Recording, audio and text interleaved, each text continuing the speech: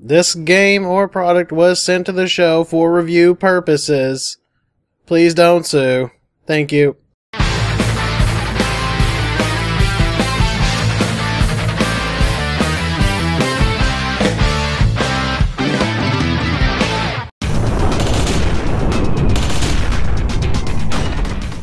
I make it no secret that I love robots, and robots come in all shapes and sizes, but let's face it, the bigger, the better.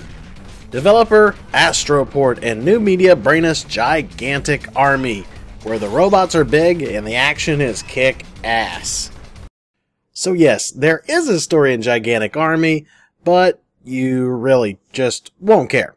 In 2009, yes, that's 1 year before Street Fighter 2010, I know how to count, thank you. Thank you, Sesame Street. We got into a fight with some aliens over some turf or something, and, we all got kind of mad and pissy, and so the aliens decided to try to destroy the Earth. And of course, we're here to serve the aliens a nice helping of a beatdown. This plot just really gives the game some meaning, but it's really an afterthought. Really, we don't play these kind of games for a story. We just play them to blow stuff up. And, yes, you did get to blow stuff up and kick some alien robot Tushi. The look of Gigantic Army is great. It looks like an old 16-bit game, but much nicer. Like, if you were to try to cram this onto a Genesis, it would blast out its blast process, and it would just blast itself all over the place. It'd be blasted. You got 6 different locales to go to, with the first 2 looking kinda similar, but the rest is really varied. Caves, cities, flying fortresses.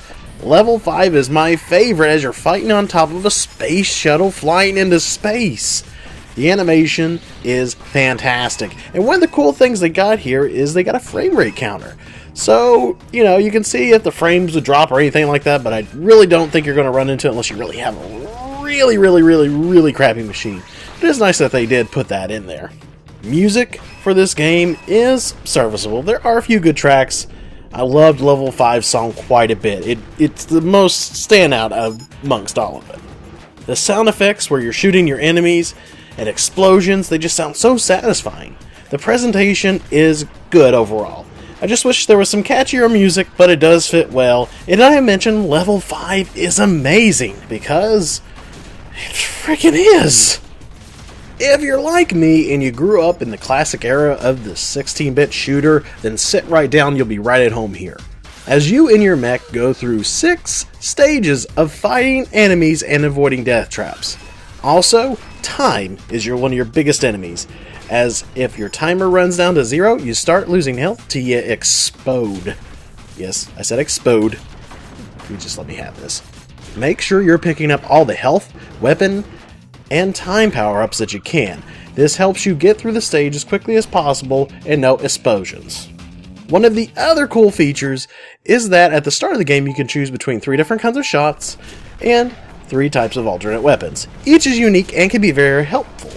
Though the only thing is you gotta remember is that whatever you pick, you have to stick with that through all 6 stages. You don't get to change between stages or anything like that. For me, I really love the spread shot and the homing missiles. I found those to be the most effective. You and your little mech have other ways of getting around. You can jump, hover, dash, and use a shield. The shield, though I didn't use it that much, it was helpful in certain situations. Though the one problem I had is with the dash. Either using the controller or the keyboard, if you try to double tap, it doesn't always come out. Sometimes it will, sometimes it won't. It just really didn't seem to work. I thought it was me at first, but then I tried it out with 2 different things, and it's the game. It just needs to be something that's fixed. It doesn't really ruin the game or anything like that. You can play it without it, but I think that would have been really more awesome. It would help get through the stages a little bit more if that dash actually worked. Okay, so I suck at this game. I'll admit it. I can only beat it on easy.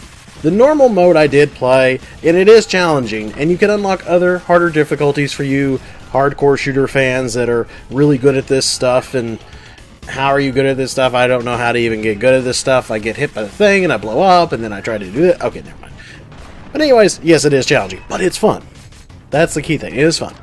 And even on the easy setting, or the normal setting, or any other setting, you get a stock of 3 lives and 3 continues. That's right, 3 continues. Pretty much that is your life, 3 continues. If you lose those 3 continues, you start over from the very beginning of the game. You lose just one of those continues, you start over from the beginning of the stage. This game does not play around. This is not for the faint of heart. This is for the toughest of the tough. But once you get really good at this game, you can probably beat it probably even less than an hour. I would say even 45 minutes. And the only way to get better at games like this is a lot of practice, hard work, training, and believing in yourself, in your heart. Nah, just play the game quite a bit and you'll be really, really awesome. Did I forget to mention that there are tons of different robots to fight? You got small little mechs, giant Gundam-like robots that transforms, giant robot insect things that are really tall, and deadly weather balloons of doom. That's right. Even science is trying to kill you here in this game while looking up cumulus clouds and giving you the 5-day forecast. Very resourceful death balloon indeed. But with all that said, I still really like Gigantic Army. It was pretty fun. While I had some minor control issues and the music was not the most amazing soundtrack I've heard, it does so much right, and for the asking price of $5.99, it's worth a download. I'll put a link below to their website where you can purchase it. Also, do note that this has been greenlight for Steam, so if you want to get it on Steam, it's going to be out in the near future, so I definitely recommend picking this up. So if you like old school style shooters with gigantic robots, it doesn't get any bigger than Gigantic Army. And Free the Future, that happened 4 years ago. Or was that 5 years? I'm not good at math, I lied. Sorry, Count, I've let you down.